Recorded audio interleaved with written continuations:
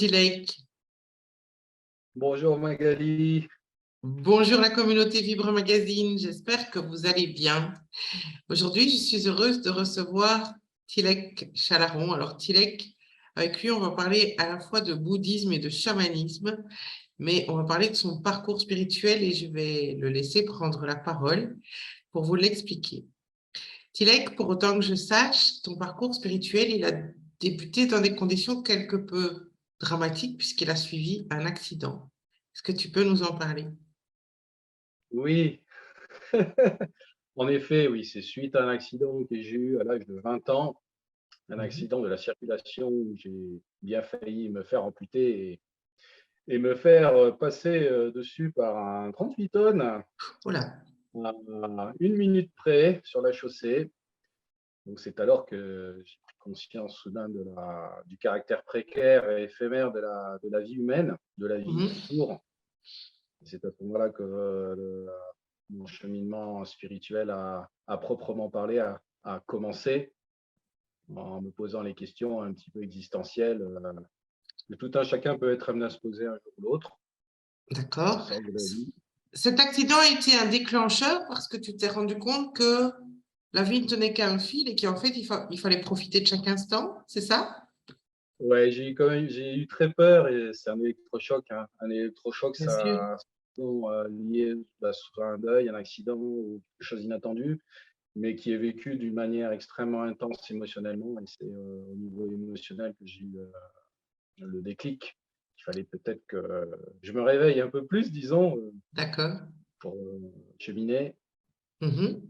Et alors, à ce moment-là, tu t'es tourné dans un premier temps vers les arts martiaux et puis très vite vers le bouddhisme, c'est ça? Oui, c'est ça. Alors, j'ai pratiqué les arts martiaux pendant près de 10 ans, où j'ai été Mhm. à un moment donné instructeur d'arts martiaux, d'ailleurs, Oui. 2000. Et peu avant, j'ai rencontré le bouddhisme tibétain en 1995, donc ça date maintenant déjà. Oui. Et depuis, je continue toujours l'étude et la pratique de l'enseignement de la tradition du Bouddha, OK. selon la lignée tibétaine, OK. où j'ai eu l'opportunité également d'accomplir la retraite traditionnelle des lamas, l'Osso Chosum, 3 ans, 3 mois, 3 jours. Oui. Donc, j'ai accompli à Champa Karmali en Savoie de 2002 à 2006. Sous D'accord. la direction. Est-ce que tu peux nous expliquer, en quelques mots, évidemment, hein, parce que ça mériterait, je pense, un long discours, mais ce n'est pas le but de cette présentation. Mais est-ce que tu peux nous expliquer en quelques mots en quoi consiste cette retraite? Parce que moi, quand j'entends 3 ans, 3 mois, 3 jours, je me dis, oh mon Dieu. Mais tout d'abord, il y a un temps de préparation. Mhm. C'est le temps des travaux pour la rénovation du centre de retraite, du temple, pour que les conditions soient les meilleures lorsque nous rentrons pour la retraite. Mhm. Donc, suite à cette période de travaux qui peut durer quand même un certain mois, 3, 4 mois, 6 mois, vient Mhm. le temps de la pré-retraite, qui permet justement un petit peu de voir comment chacun peut se sentir dans ce contexte de pré-retraite. Il y a Mhm. déjà un temps d'étude, de pratique, avec l'apprentissage du tibétain, les instruments traditionnels. Voilà, où là, on rentre petit à petit, progressivement dans un rythme de retraite Mhm. journalier. Et puis Mhm. après, si nous le sentons, alors à ce moment-là, nous nous engageons pour la retraite de 3 ans, où il y a tout un programme, un cursus graduel qui présente l'ensemble des pratiques de la tradition tibétaine. D'accord. Et donc, au, au cours de ces 3 années et quelques, tu es dans un monastère, entouré d'autres aspirants lamas, j'imagine, de professeurs, et tes journées se passent en méditation, enseignement, activités plus profanes sans doute, liées à la vie quotidienne, j'imagine. Mais tu n'as aucun Oui. contact avec le monde extérieur, c'est ça? Nous n'avons pas de contact physique à proprement parler avec le monde extérieur. La communication se fait uniquement par courrier à raison d'une fois par mois. D'accord, Donc, il y a le centre de retraite des hommes d'un côté, le centre de retraite des femmes de l'autre côté. Donc, d'accord. hommes et femmes ne se voient ni ne se rencontrent durant tout ce laps de temps.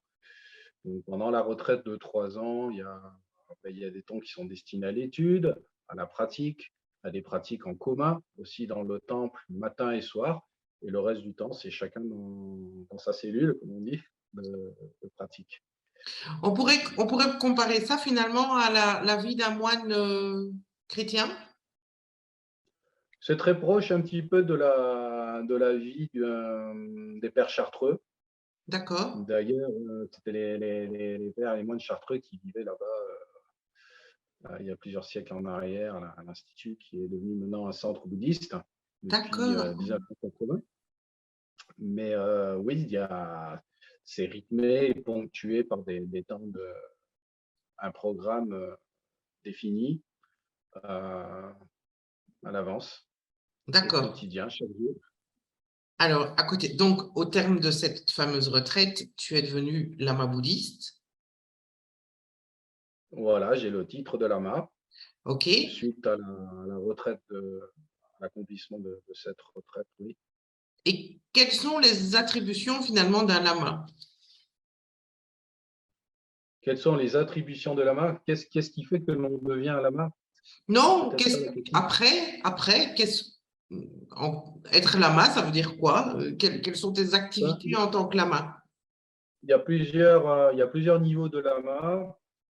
Il y a le lama en matière le titre de lama, le fait d'avoir accompli la retraite de 3 ans et d'avoir une certaine ancienneté, plus de 3 années d'ancienneté, confère le titre de lama dans la Oui, tradition. Et il y a le statut de lama. Le statut de lama, c'est une personne qui est lama, mais qui a une fonction ou des responsabilités en matière d'enseignement dans un centre du Dharma, qui est là d'accord. pour aider pour la transmission, ou pour pouvoir traduire des textes sacrés du Mhm. tibétain en anglais ou en français, qui a un certain nombre de responsabilités pour pouvoir permettre à un centre de tourner harmonieusement. Donc, Ok, il y a le titre, il y a le statut de lama, et puis il y a le lama au sens fort. Lama, c'est un terme sanskrit, en fait, qui signifie à la base père-mère ou père-mère universel. Donc, au sens le plus profond, d'accord. au sens fort, un lama, c'est un guide spirituel, c'est un maître spirituel, c'est une personne qui est porte-parole de la tradition, qui est transmetteur, initiatrice. C'est le lama au sens fort, voilà, c'est ça. D'accord. Donc, il y a plusieurs niveaux, il y a différents niveaux, il y a différents statuts, il y a différentes façons d'en parler, de présenter ce qu'est un lama. Plus exactement, moi, je suis un lama Neljarpa. Oui, C'est une personne qui a accompli la retraite de 3 ans, qui a plus d'une certaine ancienneté, plus de 3 années. Voilà, mais j'ai pas le statut de lama, parce que je n'ai pas de responsabilité au sein d'un centre bouddhiste. d'accord, d'accord. Et aujourd'hui, tu es revenu à une vie qu'on pourrait qualifier de profane, Ordinaire, oui, plus voilà, ordinaire, laïque. laïque. Et puis, après le bouddhisme, enfin, ou en même temps, mais en tout cas, après cette retraite, tu t'es intéressé au chamanisme. Alors oui, après ces 4 années de retraite, j'ai continué à accomplir des retraites encore. Donc, 3 années pour la suite encore de retraite étendue sur 10 ans, D'accord? grosso modo. Et en 2010 j'ai eu l'opportunité de rencontrer la voie du chamanisme à travers Mhm, mes différents voyages, pèlerinages et rencontres interculturelles dans le monde. Donc, j'ai eu mhm, l'opportunité de partir au Brésil, en Amazonie, mais aussi dans les pays asiatiques, comme en Thaïlande, au Laos, aux mhm. États-Unis aussi, enfin un certain nombre de pays. Et j'ai rencontré effectivement le chamanisme dans la tradition Shipibo-Konibo, qui est vraiment le chamanisme qui est vivant et présent dans le cœur de la forêt amazonienne. Donc, D'accord? tradition Shipibo, la tradition Lakota aussi, qui sont plus les Indiens d'Amérique du Nord, où les pratiques Mhm, sont plus axées sur la hutte-à-sudation, les quêtes de vision, la danse du soleil. Les mhm, Amérindiens les Indiens d'Amérique du Sud sont davantage portés sur les rituels avec les plantes, ils travaillent avec les mhm, médecines. C'est mhm, toute une connaissance aussi avec le monde invisible, le monde de la nuit. C'est mhm. les diètes, les purges, les jeûnes. Donc, c'est une autre approche, mais qui est complémentaire à celle qui est proposée par les écoles du Nord. Donc, j'ai eu D'accord. l'opportunité de rencontrer les deux courants, celle du Nord et à la fois celle du Sud, à travers la tradition du chemin rouge et la tradition de Lakota, qu'on OK. appelle tradition Sioux. Aujourd'hui, tu es homme médecine et tu proposes des activités issues de ces traditions chamaniques. Est-ce que tu peux nous expliquer ce que tu proposes aujourd'hui et où? Alors, depuis quelques années, déjà, je propose déjà des cérémonies de médecine sacrée à Mhm, travers la plante du cacao, mhm, médecine du cacao, la médecine du tabac grand-père, qui s'articule en deux modalités, donc qui est à la fois la médecine du râpé et la médecine que l'on appelle la médecine du mapacho. mhm. Mapacho, c'est la médecine du tabac grand-père, qui est la première des médecines universelles qui est utilisée par les hommes et les femmes médecines au Pérou, enfin, dans la forêt amazonienne, au Brésil et tout. C'est la médecine centrale, elle est la base, elle est le fond de toutes les médecines.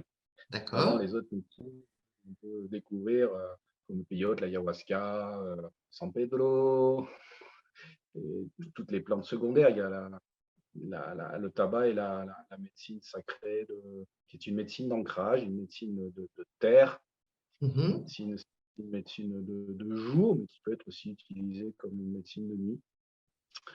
Donc voilà, les cérémonies, oui, ça fait déjà quelques années que j'ai commencé dans le sud de la France. Aujourd'hui, en mhm, Savoie, je continue de développer, de proposer des cérémonies en couple, en duo, en mixte, mhm, euh, même en session individuelle, que ce soit la médecine du cacao, la médecine du râpé mapacho. mhm. Euh, je propose aussi les quêtes de vision. OK. Qu'est-ce que c'est la quête de vision? Alors, les quêtes de vision, c'est rester 4 jours, 4 nuits dans la forêt. Donc, c'est OK. inviter la personne à rester avec elle-même au contact de la nature et de ses éléments. OK. Idéalement, le mieux à jeun. Donc, il y a un temps de préparation avec une cérémonie d'ouverture. Il peut y avoir une purge de tabac, il peut y avoir une pause d'intention, un rituel autour d'un feu. Souvent aussi, ça se prépare avec une hutte-sudation, mais dans d'autres approches, il peut y avoir des rituels plus simples, des formats plus courts ou plus développés. Après, il y a le temps de la quête de vision à proprement parler, qui est vraiment le temps que se donne la personne pour elle-même, pour se Mhm, rencontrer, pour se faire le point, pour faire une pause, prendre un temps de retrait mhm, et répondre peut-être à ses besoins, ses aspirations aussi de vie. Et puis mhm, après, ben, il y a le temps de retour avec l'intégration, une cérémonie de clôture, et puis un travail éventuellement de supervision si besoin est, pour mhm. les personnes qui retournent dans la vie quotidienne.